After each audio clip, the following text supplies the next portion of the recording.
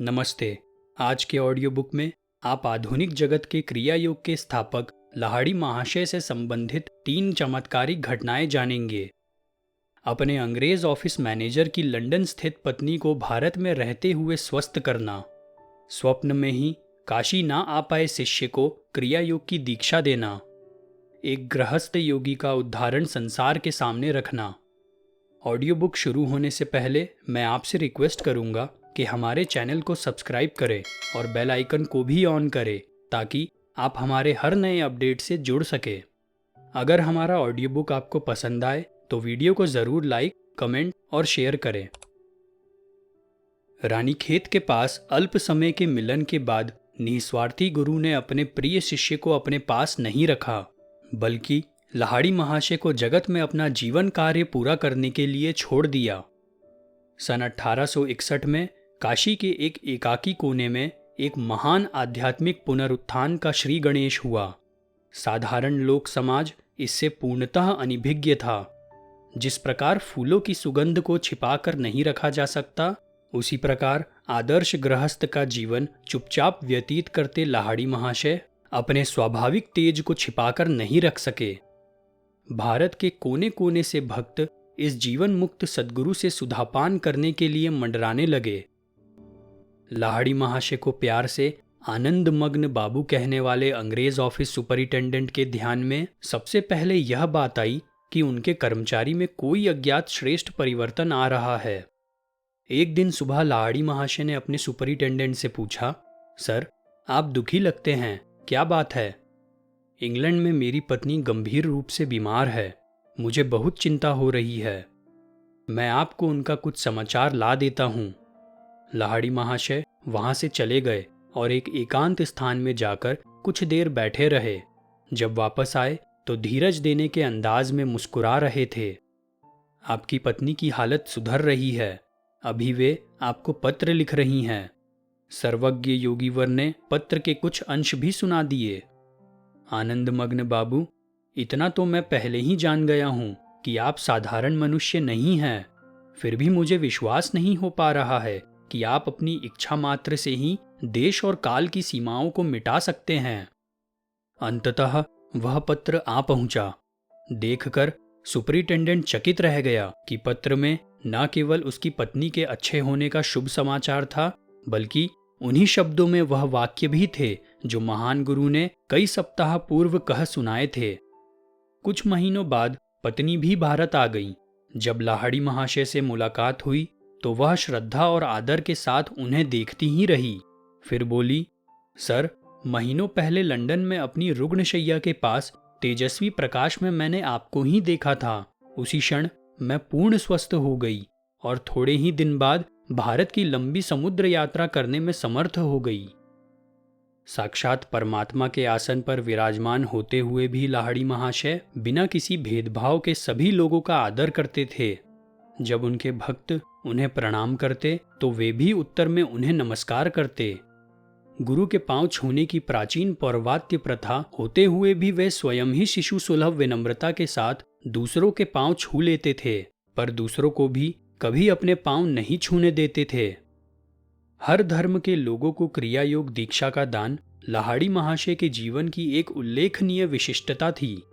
केवल हिंदू ही नहीं, बल्कि उनके प्रमुख शिष्यों में मुसलमान और ईसाई भी थे।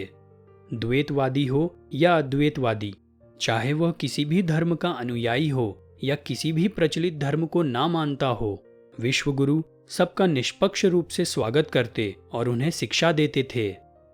महान गुरु अपने शिष्यों से कहा करते थे, ईश्वरानुभूति के गुब्बारे में प्रतिदिन उड़कर मृत्यु की भावी सूक्ष्म यात्रा के लिए अपने को तैयार करो।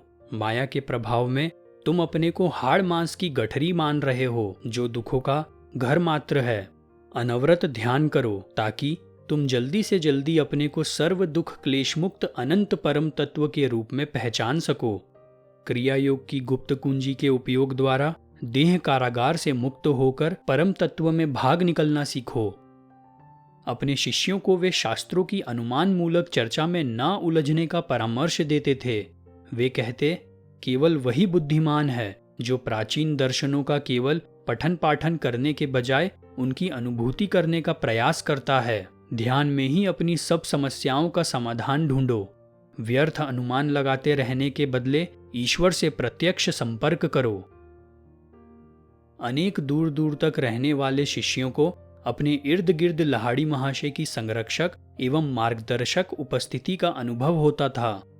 जो शिष्यगण परिस्थितिवश उनके पास नहीं रह सकते थे, उन्हें लाहाड़ी महाशय सांत्वना देते हुए कहते, जो क्रिया का अभ्यास करते हैं उनके पास मैं सदैव रहता हूँ। तुम्हारी अधिकाधिक व्यापक बनती जाती आध्यात्मिक अनुभूतियों के माध्यम से मैं परम पद प्राप्त करने में तुम्हारा मार्गदर्शन करूंगा। लाहाड़ी महाशय के एक मुख्य शिष्य श्री भूपेंद्र नाथ सान्याल ने बताया, 1892 ईस्वी में जब वे किशोरावस्था में थे तो काशी जाने में असमर्थ होने के कारण उन्होंने आध्यात्मिक उपदेश के लिए लाहाड़ी महाशय से प्रार्थना की। लाहाड़ी महाशय ने उनके स्वप्न में आकर उन्हें दीक्षा दी। बाद में भूपेंद्र नाथ जब काशी गए और वहां उन्होंने लाहाड़ी महाशय से दीक्षा के लिए अनुरोध किया, तब लाहाड़ी महाशय ने उत्तर दिया, मैंने स्वप्न में तुम्हें पहले ही दीक्षा दे दी है। लाहाड़ी महाशय ने अत्यंत विचारपूर्वक क्रिया योग को साधक की प्रगति के अनुसार 4 क्रमों में दी जाने वाली दीक्षाओं में विभाजित किया। साधक की एक निश्चित हद तक उन्नति होने के बाद ही वे उसे 3 उच्चतर क्रियाओं की दीक्षा देते थे। एक शिष्य को ऐसा लग रहा था कि उसका उचित मूल्यांकन नहीं हो रहा है। एक दिन उसने अपना असंतोष शब्दों में प्रकट किया। उसने कहा, गुरुदेव, अब तो मैं निश्चय ही द्वितीय दीक्षा पाने के लिए योग्य हो गया हूँ। उसी समय दरवाजा खुला और एक विनम्र साधक वृंदा भगत ने कमरे में प्रवेश किया। वे काशी में पोस्टमैन थे। महान गुरु उनकी ओर देखकर स्नेहपूर्वक मुस्कुराए। वृंदा, यहाँ मेरे पास आकर बैठो। यह बताओ कि क्या तुम द्वितीय क्रिया के योग्य हो गए हो?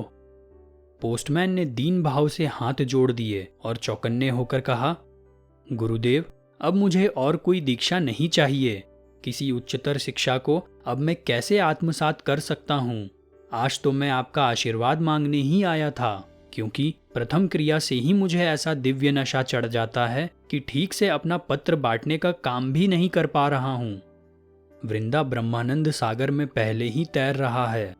लाहाड़ी महाशय के मुख से ये शब्द सुनकर उस द्वितीय दीक्षा मांगने वाले शिष्य ने शर्म से अपना सिर झुका लिया और कहा, गुरुदेव, मेरी समझ में आ गया है कि मैं एक ऐसा घटिया कारीगर हूँ जो अपने औजारों को ही दोष दिया करता है।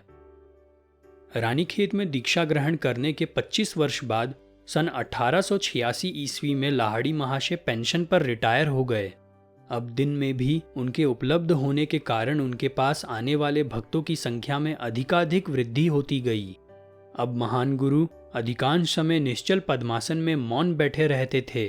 वे सदा अपने छोटे से बैठक खाने में ही बैठे रहते थे। यहाँ तक कि कभी टहलने जाने या घर के दूसरे हिस्से में जाने के लिए भी वे शायद ही कभी वहां से उठते थे। गुरु के दर्शन के लिए शिष्यों के आगमन का क्रम लगभग अखंड रूप से चलता रहता था।